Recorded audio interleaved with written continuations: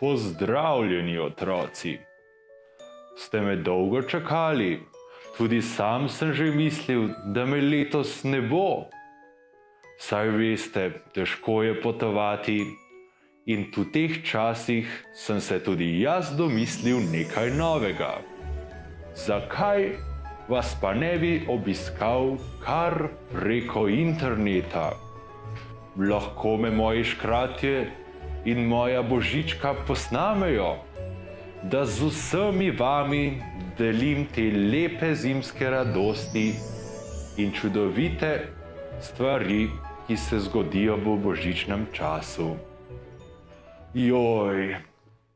Večkrat sem pomislil tudi, koliko časa bi prihranil, če ne bi potreboval pri vsakem otroku se ustaviti. Ampak vem, dragi otroci, prav za vsakega od vas si z veseljem vzamem čas.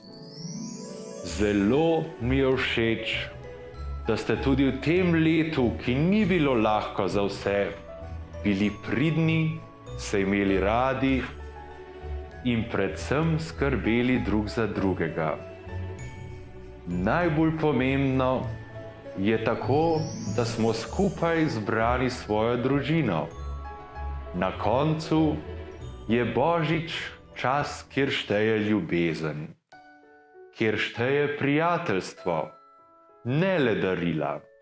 Je čas, ko se pomirimo, se zazremo vase. Siguren sem, da ste sedaj veliko več časa preživeli doma. Ni bilo vedno lahko. Gotovo ste pogrešali prijatelje, šolo, morda ostale stare starše.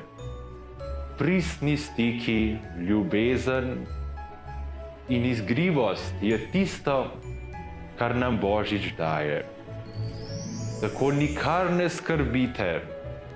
Sigurno vas bo nekaj pričakalo pod novoletno jelko. Kajti vem, da ste si letos to zaslužili. Vesel sem, da vas lahko kar takole obiščem in vam povem, da sem ponosen na vas. Vedno je premalo časa, a le si vzemite v tem letu dovolj časa za tisto, kar vas veseli. Dajte v tem letu sebi priložnost, da odkrijete kaj novega. Odkrijte ljubezen, prijateljstvo, svoje skrite talente. Dragi otroci, z veseljem sem bil letos spet z vami.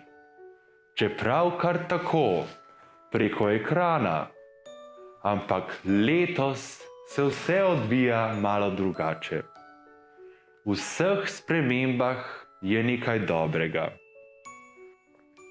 Dragi otroci, z veseljem sem bil letos spet z vami.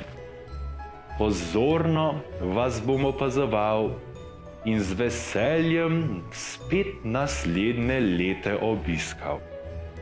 Želim vam vse lepo, srečen Božič, mirne praznike in ostanite ljubeči in zdravi. Nasvidenje.